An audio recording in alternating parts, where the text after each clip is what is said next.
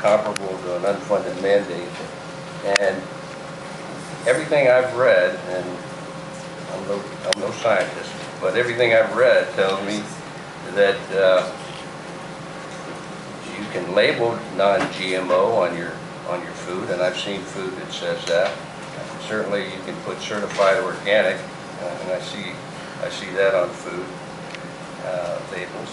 And so I'm just concerned about us making a statement here that we have no jurisdiction over. The federal government labels food, and what I've read tells me that you have health issues that nobody's verified. So the National Academy of Sciences, the American Medical Association, the World Health Organization, Britain's Royal Society, the European Commission, and the American Association of Advancement of Sciences, among others, have all surveyed substantial research literature, found no evidence that the GM foods on the market today are unsafe to eat. So I'm just wondering, what do we label? I mean, it was mentioned about poison. A lot of people look at labels, and if they don't know what they mean, then there's an issue of, well, it must be bad. And I am concerned about what jurisdiction do we have over this. I can't find any, and we found ourselves talking about something that we really have no impact over, other than a resolution. And the resolution is and what I'm reading in the resolution is telling me that we're upholding or we're promoting labeling, which is not a bad thing, but who are we promoting it to? So that's my concern. The other things that I've read tells me that labeling requirements could result in significant cost in terms of enforcement. You got cost arising for who's going to track it, who's going to monitor it, and there's trade implications on it. There's a difference in state by state. So, I mean, I don't really know what we're doing here except for saying we like a label, and that's my concern. Well, a lot of what you say, Rami, is exactly true as far as the science of this thing goes. For me, it's a perspective, but I think the key point here is just it's transparency and people wanting to know what's there. Some foods are, I think Valerie brought up the one product that shows you can label it, and some foods are labeled like that now, but that's by choice. So we're trying to say, and I think this resolution is directed more towards our state, as other states, and we've passed resolutions in the past to support state legislation, and other states have passed this, and we're waiting to see what happens. I agree, the FDA's the one who will be able to label, force that type of thing. We're not looking, from my perspective, to create enforcement or create anything that's monetarily impactful on people. It's simply a label, just as food is labeled kosher, non-gluten, all these other types, gluten-free, that's already out there. This is simply another label. It is done on a lot of products already, and saying it should be done on all. And for me, it's kind of like the water, the sea level rise and stuff. We can go argue whether it's global warming or not. We know what's happening. So it's kind of like a transparency thing as far as I'm concerned. I don't really care about those types of things as far as, I think it was stated earlier, the science doesn't prove it one way or the other. I mean, it says right now it doesn't prove it, but who knows what's going to happen into the future. And I was looking at the thing we were just handed before the commission meeting from what's this group here, the Grocery Manufacturers Association, and they say 80% of the food, our food supply is genetically modified already. So why not add that on the label? I don't know why they're fighting something that they sell 80% of the time. But I don't want to get into that. To me, it's a citizen having the ability to know what's on the products they buy and consume. That's my perspective. And I don't disagree with you, but our resolution will not result in that in our city. Nothing that we can do as a city commission that will make people who sell food in our city put a label on it. But we can ask, to me, it's aimed towards pending state legislation that we introduced again in support of that pending state legislation that can have that type of impact, and join the 3 or 4 other states that have already passed similar resolutions. Right, I think just the difference with this was something we regulate. I think specifically Jeremy Ring and Michelle Vassilenda have a bill file that they asked for this to be brought as part of that. That's the only difference with what as I understand, how it was presented before. So this is simply just, I think, showing really support for the bill that was filed by, I think it's Vaselinda, right? Yes. Is the name right? Yes. And Jeremy Ring from. What I've read is that there's been 600 peer review studies that show that GE foods are safe for consumers. So even more, why not label even more? I don't want to interrupt you, so there's nothing wrong with labeling it. It's just a transparency. No, but the labeling aspect has a cost to it. And at the end of the day, somebody's got to pay for it. So, you know, in terms of how that impacts the value, the cost to the consumer, again, what I've read, you know, when people are asked, do they want their food labeled, everybody says yes. When you ask them, do they want to pay for that? Yes. Then the percentage drops significantly. And of course, it's a labeling requirement. It's a whole deal. And now we're going to do. Does that go as far as menus and restaurants? And so we're going to have our restaurateurs have to label their menus. There's obviously a cost there. So again, I'm somewhat concerned that we bring these matters up that we don't have any jurisdiction over. And when we do, we really don't have the time to research them to the extent that we should. And so we're making statements here that, you know, we're based on a few things we can read without having any testimony of any scientific extent.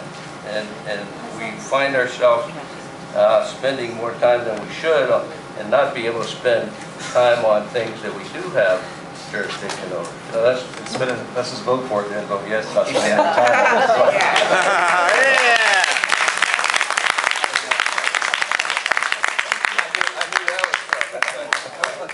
I'm going to say it Okay, I've got to chime in here, okay? I think that as a commission, while we may not necessarily have the authority to legislate on certain issues, I do think that it sends the message to the community of public opinion that we need to be standing behind an issue, whether or not we can enforce it or not. I mean, we even talked about this no smoking on the beaches this afternoon. I mean, we still need to make the effort to be part of the dialogue and the debate. Otherwise, if we're not part of the debate, then we're not doing our job. Sir, could you move, please, or center aisle? Thanks. Okay, so anyway, I would hope that we would vote in favor of this, notwithstanding your comments. No one, you know, we understand the point you're trying to make, but I personally feel that we need to participate in these things, and whether it's this or another issue that comes up, sometimes I think we need to step up to the plate. One last comment here. I think this is important. Please, guys, don't be making noises out there and being disrespectful. Lets everybody speak. No interruptions. We're not going to start making noise and disrespecting anybody in this chamber. So it says, according to some researchers, low-income households would incur the brunt of increased food costs due to proposed new labeling requirements, since a larger proportion of low-income family budgets are spent on food than most affluent segments of the population. So, you know, what are we accomplishing here? If we're saying yes on one hand and we're punishing somebody on the other hand, have we really accomplished anything? Well, the thing is, Romney, all they'd have to do is just put GM, genetically modified, as a stamp right here. There are already letters and labels all over this thing. Please recycle. And it's not a big expense. It's just a little stamp. So, I think we would be on firm ground to support Right. something. And Rami, I do want to apologize. I was flippant in what I said to you there about that. I really am. I apologize. I don't want to. But I think I was kidding you from the heart. I wasn't directing my comment at you. Okay, I do apologize, but I did take into account. If you look at the first. Hey, hold on, sir, could you clear the center aisle? We'll just keep, I know, the problem is we have the TV trying to record this.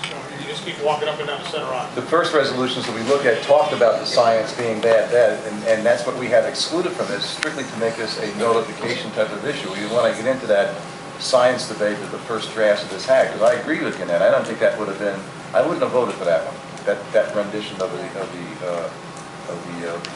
proposal here. I mean, I think this one talks about, we're making findings that relate to some scientific conclusion, the way I read it. Well, no, and that's where I disagree with you on this That's one, right. Ronnie, because this one is rewritten from the one we got originally. The Right. SAB actually went back and rewrote this, and if you actually read it, this doesn't Thank you. contain the findings that the initial draft did, that I said we didn't have the research. Yeah, I would have gone. That's back where to I read that. this differently than the I last agree. one, I agree. because this does not have any findings. It just talks about what some other states have done, what some other countries have done, and it talks about the fact that education, transparency, and accessibility.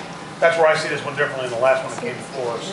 We did it. Because this does not do anything more than recite that into the record. SAB spent, Valerie, how many meetings on this? Oh, at least 7 or 8. So It was well that's vetted. where I think this one has been rewritten by them, and that's where I've changed on this one. Well, and we're definitely making findings here, that there's 64 countries that enforce labeling. Well, that's what the number is. That's not a finding, that's a science. Well, somebody said that that's the fact. Anybody know if that's the case?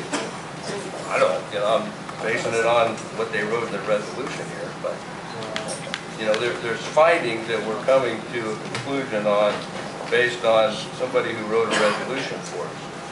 And, there's no backup here to support that. Maybe it's the case, If we come back, if we don't mind coming back and supporting all these whereases with some evidence, I could probably go with it, but at this point in time, I don't have any of that, unless you all do. I feel I can support that too. Well, the only difference is I think the SAB had this at their, in the record at their meeting. This is where this differs from the last one that I did not support. Right, this has been going on for a year with the board, so we have the motion and We have a motion on the table? Yes, and a second. The motion is second. Robbie, you want to be heard on this? You don't feel the need? We do nothing, we're looking at health, right? We're saying those are health or educational decisions that a person needs to make reference to looking at a label. So I'm not an advocate for ceremonial resolutions. We just did one last meeting, we got a background on however. But I think what they're looking for is a voice to help them champion this to the next body or level jurisdiction, which we don't have, and it's going to help them. So I'm in support.